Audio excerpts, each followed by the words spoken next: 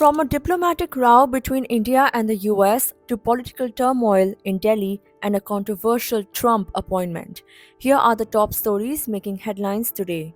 The Trump administration claimed it cancelled $21 million in USAID funds meant to influence voter turnout in India. The BJP accused Congress of external interference, while Trump questioned why the US was spending on Indian elections. However, the Indian Express found that the funding was actually for Bangladesh, not India, raising fresh concerns over misinformation. Here's a full report on the story.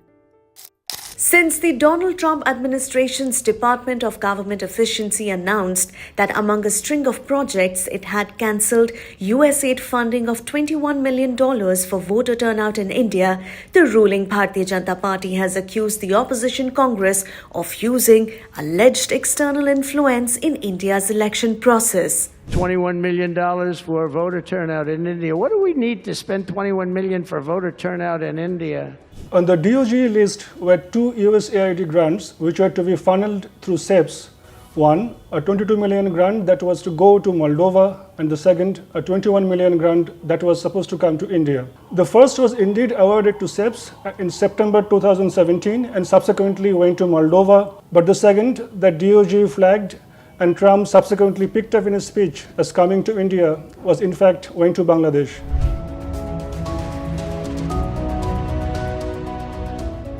Of the $21 million, $13.4 million has already been disbursed ostensibly for political and civic engagement among Bangladesh students in the run-up to the January 2024 elections and projects that put a question mark on the integrity of these elections. This happened 7 months before the ouster of Sheikh Hasina. Each federal grant comes with a specific place of performance, the country where it is meant to be spent. According to the official open data source of US federal spending information, there has been no USAID-funded SEPs project in India since 2008.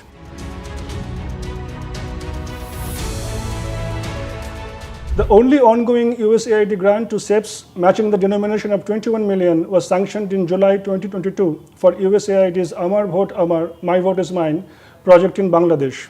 In November 2022, the purpose of this grant was modified to USAID's Nagarik program. A USAID political process advisor in Dhaka confirmed this on social media while on a US visit in December 2024. Records show the USA $21 million grant meant to run for 3 years until July 2025 has already spent $13.4 million. Between July 2022 and October 2024, this $21 million grant was split into 6 sub-grants, 2 each for 3 CEPPS member organizations. First, International Foundation for Electoral Systems. Second, International Republican Institute. And third, National Democratic Institute. IFES is based in Arlington, Virginia. IRI and NDI have their headquarters in Washington, D.C. When contacted, an IFES spokesperson declined to comment. Queries sent to NDI and IRI remain unanswered. Now, Indian MEA has responded to the USAID funding row. They have raised concerns over alleged foreign interference after the Trump administration cancelled $21 million in USAID funding, claiming it was meant to influence voter turnout in India. MEA spokesperson Randhir Jaiswal called the revelations deeply troubling. USAID, the information that has been put out. So, we have seen information that has been put out by the US administration regarding certain USAID activities and funding. These are obviously very deeply troubling. This has led to concerns about foreign interference in India's internal affairs. Relevant departments and agencies are looking into this matter. It would be premature to make a public comment at this stage. So, relevant authorities are looking into this matter, and hopefully we can come up with an update on that subsequently. Moving on, AAP leader Atishi Singh accused BJP and Delhi Chief Minister Rekha Gupta of breaking their 2,500 rupees per month promise to women on the very first day of governance. Singh called it a betrayal of Delhi's voters. Here is our full report. आज सुबह रेखा गुप्ता जी ने कहा कि पहली cabinet की बैठक में 2,500 रुपए दिल्ली की हर महिला को हर महीने देने की स्कीम पास होगी। लेकिन मुझे दुख है इस बात का कि सरकार बनने के पहले ही दिन भारतीय जनता पार्टी ने अपने वादे तोड़ने शुरू कर दिए, दिल्ली वालों को धोखा देना शुरू कर दिया।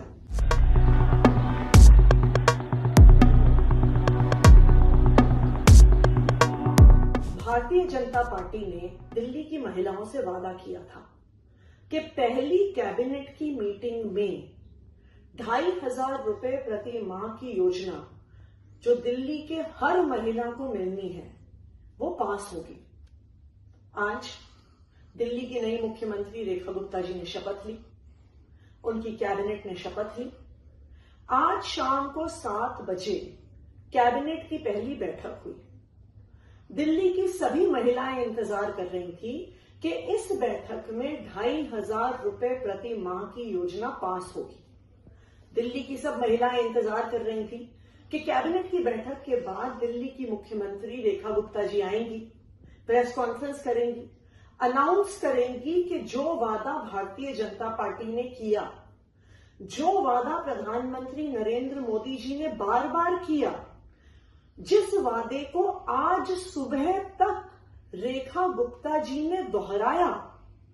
आज सुबह रेखा गुप्ता जी ने कहा कि पहली कैबिनेट की बैठक में 2,500 रुपए दिल्ली की हर महिला को हर महीने देने की स्कीम पास होगी। लेकिन मुझे दुख है इस बात का कि सरकार बनने के पहले ही दिन भारतीय जनता पार्टी ने अपने वादे तोड़ने शुरू कर दिए, दिल्ली वालों को धोखा देना शुरू कर दिया। पहली कैबिनेट की बैठक हो गई, लेकिन 2,500 रुपए हर महीने हर महिला को देने वाली योजना पास नहीं हुई। मैं पूछना चाहती हूं रेखा गुप्ता जी से, आज सुबह तक आपने कहा था कि कैबिनेट की पहली बैठक में 2,500 रुपए महीने की स्कीम पास होगी। प्रधानमंत्री नरेंद्र मोदी जी ने हर मंच से बार बार कहा था कि पहली कैबिनेट की बैठक में हर महिला को 2,500 रुपए महीने देने की स्कीम पास होगी। गृह मंत्री अमित शाह जी ने हर मंच से कहा था कि पहली कैबिनेट की मीटिंग में हर महिला को 2,500 रुपए हर महीने देने की स्कीम पास होगी। तो फिर पहली कैबिनेट की मीटिंग में यह स्कीम क्यों नहीं पास हुई? ऐसा लगता है कि पहले ही दिन से भारतीय जनता पार्टी की नई सरकार ने दिल्ली वालों को धोखा देने का मन बना लिया है, अपने वादे तोड़ने का मन बना लिया है। ये दुख की बात है कि एक महिला मुख्यमंत्री ने दिल्ली की महिलाओं को किए गए वादे को मुख्यमंत्री बनते ही तोड़ा। The US Senate confirmed Trump loyalist Kash Patel as a new FBI director. The decision places a key ally of the president at the helm of the country's top law enforcement agency amid rising political tensions. Watch our report now for more details. Kash Patel approved, which is great. The US Senate on Thursday confirmed Kash Patel as the new FBI director. The yeas are 51, the nays are 49. The confirmation is confirmed. The decision put a staunch Trump loyalist in charge of the country's top law enforcement agency, despite Democratic concerns over his qualifications and political alignment. Kash Patel approved, which is great. The Senate voted 51-49 on Thursday in a tight contest to confirm Patel's nomination. Susan Collins of Maine and Lisa Murkowski of Alaska were the two Republican senators who joined all Democrats in opposing Patel's confirmation. Mr. President, Kash Patel has spent his career working in criminal law and national security. He spent his first 8 years after law school as a public defender in state and federal courts in Florida.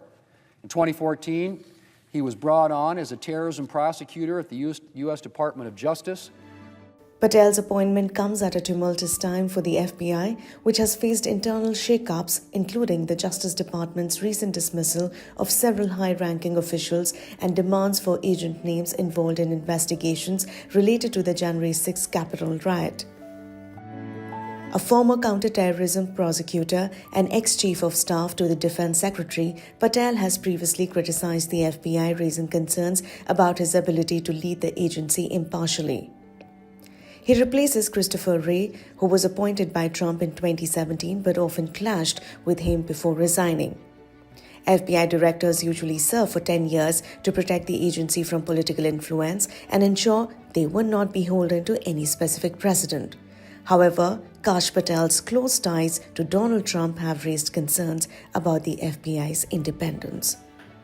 Kash Patel has demonstrated a dangerous lack of judgment, lack of preparation, and lack of independence.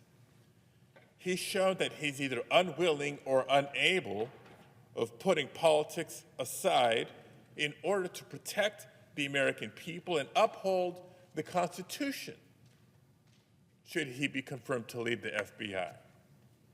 And throughout his career, he's shown a clear pattern of loyalty to Trump and of self-dealings at the expense of the American people.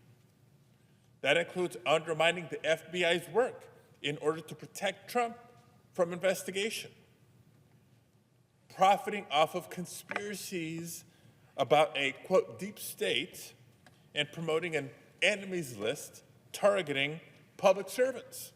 Today,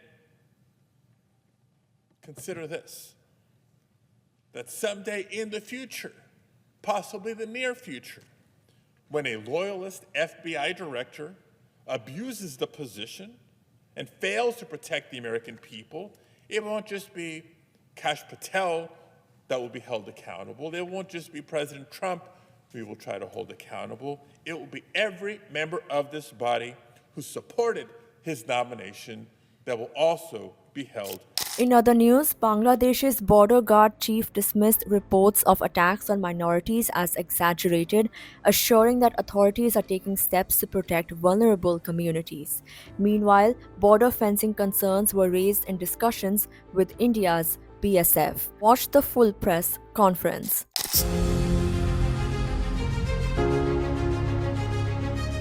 Border Guard Bangladesh BGP Director General Mohammad Ashrafuzzaman categorically denied any attacks on minorities in Bangladesh in recent past, terming the news an exaggeration of media and that, quote-unquote, such attacks on minorities did not happen. The BGP DG statement came while addressing the media on the conclusion of the 55th Director General level Border Coordination Conference organized here in the national capital between BGP and India's Border Security Force BSF from February 17th to February 20th.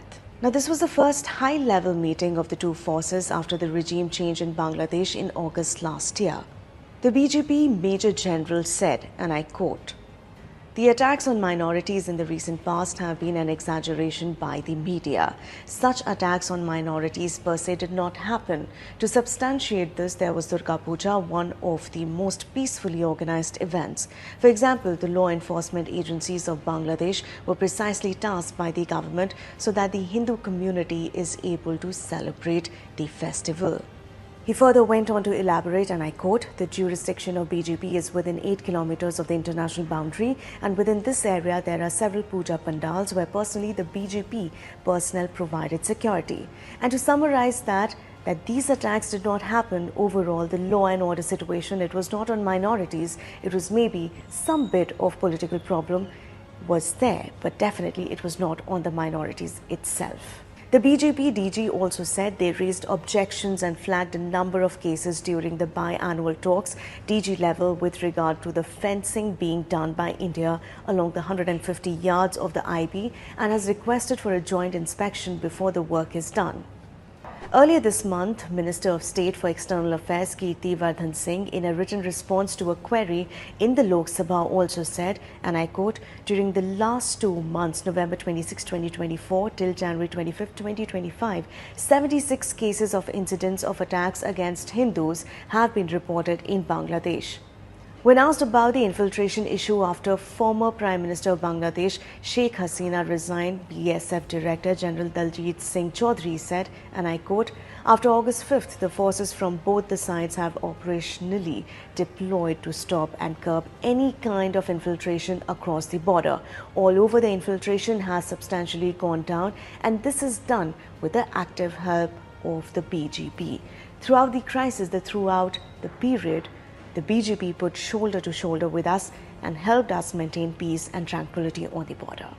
That's all for today, but leaving you with a video of Gulmarg turning into a winter wonderland due to fresh snowfall.